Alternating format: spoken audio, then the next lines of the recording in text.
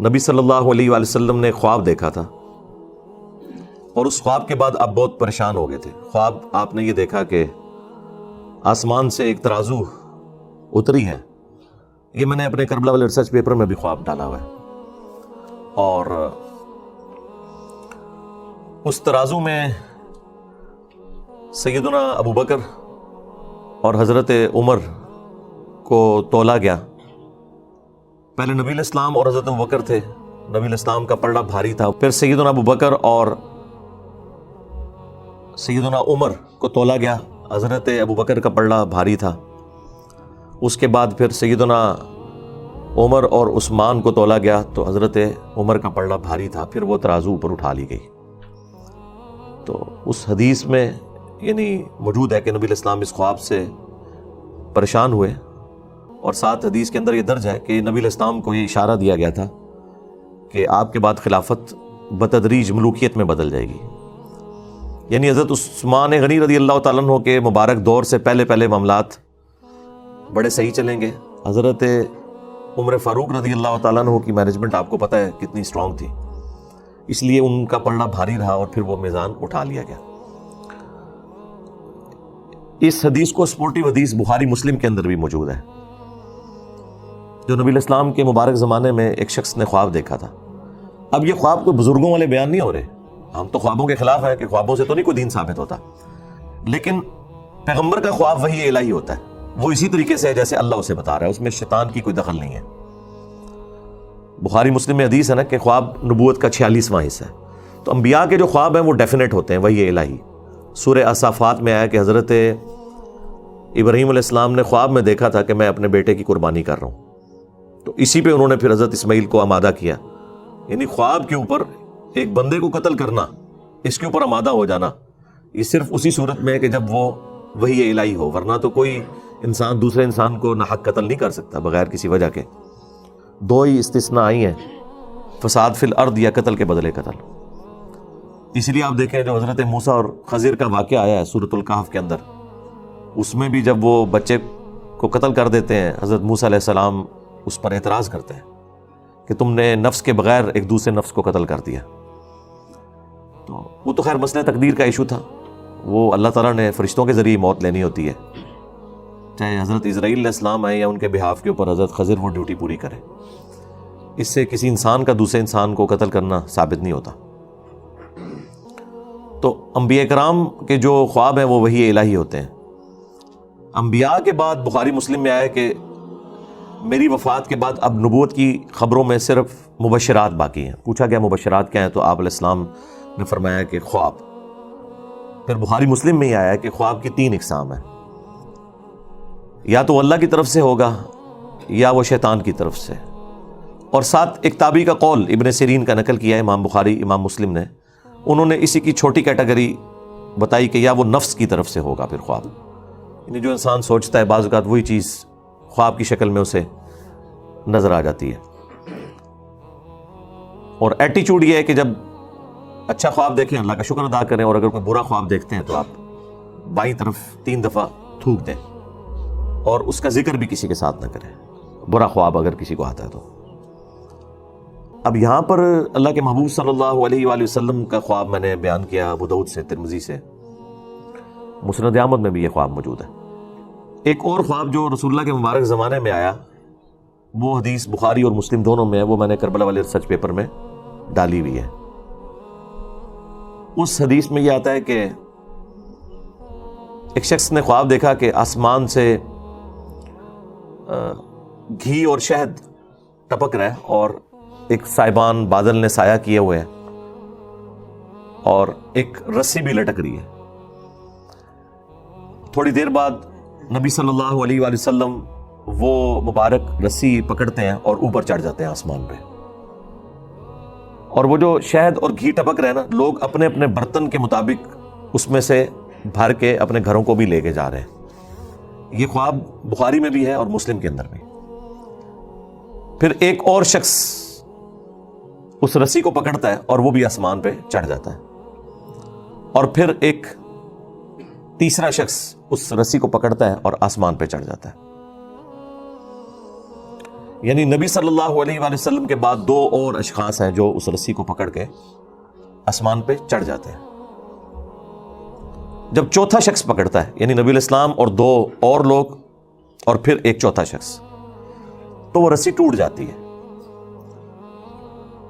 پھر حدیث کے الفاظ ہیں کہ اس شخص نے خواب میں دیکھا کہ وہ رسی دوبارہ سے اس شخص کے لیے جوڑ دی جاتی ہے اور وہ شخص بھی اوپر چڑھ جاتا ہے. جب یہ خواب سنانے والا نبی الاسلام کی بارگاہ میں حاضر ہوا تعبیر پوچھنے کے لیے، تو آپ کی تو مبارک عادت تھی کہ آپ فجر کے بعد خوابوں کی تعبیر ارشاد فرمایا کرتے تھے. اب یہ وہ سنت ہے جس پہ آج کوئی عمل نہیں کر سکتا، نہ کوئی اس کے اوپر کوئی تماشا کھڑا کر سکتا ہے. ظاہر ہے کہ خواب چونکہ نبوت کی خبروں سے ہیں، تو نبی الاسلام کے مبارک زمانے میں تو وحی کا سلسلہ رکا نہیں تھا، تو اللہ کے نبی کو وحی کی تائید حاصل تھی، آپ خواب کی تعبیر بیان فرما سکتے تھے. آج کوئی بھی کرے گا تو وہ اسیسمنٹ ہوگی، غلط بھی ہو سکتی ہے، صحیح بھی ہو سکتی ہے، جب تک کہ وہ خواب کوئی شکل اختیار نہ کر لے اور ایگزیکٹلی ویسا ہو نہ جائے. باقی تو ساروں کی اسیسمنٹ ہے، صحیح بھی غلط بھی، وثوق سے نہیں کوئی کہہ سکتا. ہم سے بھی لوگ یہاں اکیڈمی میں رابطہ کرتے ہیں، یہ خواب ہے جی تعبیر بتائیں. ہم انہیں کہتے ہیں بھائی تعبیر بتانے والا چلا گیا دنیا سے، اس کی قبر مدینے میں صلی اللہ علیہ وآلہ وسلم. اس کے بعد جتنے بھی واقعات ہیں وہ تو آپ دیکھیں، اتنے بڑے بڑے تعبیر بتانے والے لوگ مصر کے اندر موجود تھے، لیکن جب اس مصر کے بادشاہ کو خواب آیا تو تعبیر تو حضرت یوسف علیہ السلام نے ہی بتائی ہے نا، اور اس میں قرآن میں واضح ہے کہ اللہ تعالیٰ نے انہیں علم سکھایا تھا. تو انبیاء تک تو یہ معاملہ درست ہے. اس کے بعد لوگوں نے تب آزمائی کی ہے، کچھ چیزیں ابن سیرین کی طرف منسوب کی ہوئی ہیں. وہ ایک تعبیر الرؤیا کتاب بھی ملتی ہے مارکیٹ کے اندر، ایک تابعی تھے محمد ابن سیرین، ان کی طرف منسوب ایک کتاب ہے. وہ کتاب ہی لوگوں نے رکھی ہوئی ہوتی ہے، وہ آپ بار بار اس میں سے کوئی 8-10 خواب کی تعبیرات بیان کرنا شروع کر دیں روز کی، تو کچھ عرصے بعد آپ اس قابل ہو جائیں گے کہ قرآن و سنت کے مطابق نہیں، اس کتاب کے مطابق آپ لوگوں کو تعبیر بیان کر دیں. وہ میں بھی کر سکتا ہوں، لیکن وہ ایک خام خواہ کی تب آزمائی ہے، اس میں سے نکلنا کچھ بھی نہیں ہے.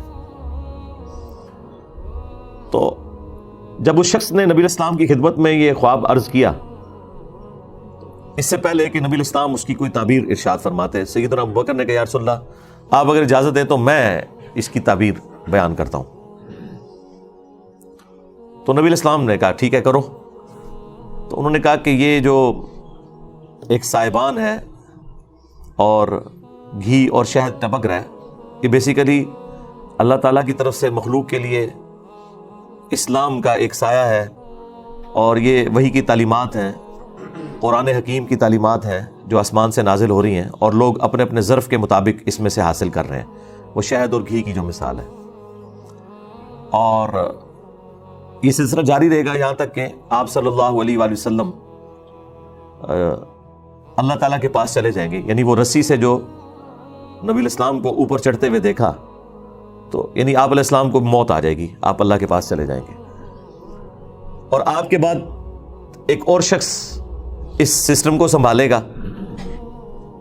لیکن خواب دیکھنے والے نے اس کی شکل نہیں دیکھی تھی، اس خواب میں بس ایک بندہ ہی اس نے دیکھا تھا کہ کوئی ہے، بیک سائڈ سے دیکھا ہوگا. ظاہر اللہ تعالیٰ نے جتنا نبی الاسلام کا تو اسے پتا چل گیا کہ نبی الاسلام اوپر چڑھ گئے، لیکن دوسرا بندہ کون تھا وہ خواب میں اس بندے نے نہیں دیکھا ہوا تھا. تو ایک اور شخص اس مسند پہ بیٹھے گا، وہ بھی اوپر چڑھ جائے گا. پھر ایک دوسرا شخص بیٹھے گا اس مسند پہ، وہ بھی اوپر چڑھ جائے گا، اور جب تیسرا چڑھے گا تو وہ رسی ٹوٹ جائے گی، اور پھر اس کے لیے رسی کو جوڑا جائے گا اور وہ بھی اوپر چڑھ جائے گا. اب ظاہر ہے یہ اتنی کامل انفارمیشن تو نہیں تھی. اصل تو چیز یہ ہے کہ وہ رسی ٹوٹے گی کیوں اور وہ بندے کون ہوں گے. اب یہ سیدنا ابوبکر کو تو علم غیب تو نہیں تھا کہ وہ کون ہے، تو انہوں نے اپنی اسیسمنٹ کے مطابق تشریح کر دی. تو پھر رسول اللہ سے پوچھا کہ میں نے کیا تشریح صحیح کی ہے، تو آپ نے فرمایا کہ کچھ تعبیر ٹھیک کی ہے، کچھ غلط کی ہے. تو پھر حضرت ابوبکر نے کہا یا رسول اللہ آپ اس کی پھر صحیح تعبیر بیان کریں. تو آپ نے تعبیر بیان کرنے سے انکار کر دیا. ظاہر ہے وہ اللہ تعالیٰ اس چیز کو پردے میں رکھنا چاہتا تھا، لیکن چیزیں وہ مختلف انداز میں پھر کھلنا شروع ہوگی بعد میں. یعنی نبی الاسلام نے نام نہیں مینشن فرمائے اس میں یہ کون کون لوگ ہیں، کیونکہ آپ کو پتا تھا کہ میں اس کی تعبیر نہیں، یہ پریکٹیکلی جب ایگزیکیوشن ہوگی تو لوگوں کو خود ہی پتا چل جائے گا کہ یہ کون کون بندے تھے اور کیا کیا ہوا تھا، اور وہ پھر وقت کے ساتھ پتہ چل گیا. جتنا حضور نے بتانا تھا وہ تو بتا دیا. پھر سیدنا ابوبکر نے کہا کہ میں آپ کو اللہ کی قسم دیتا ہوں آپ اس کی تعبیر ضرور بیان کریں، کیونکہ حضرت ابوبکر کو بھی پتہ چل گیا تھا کہ یہ کوئی عام خواب تو نہیں ہے.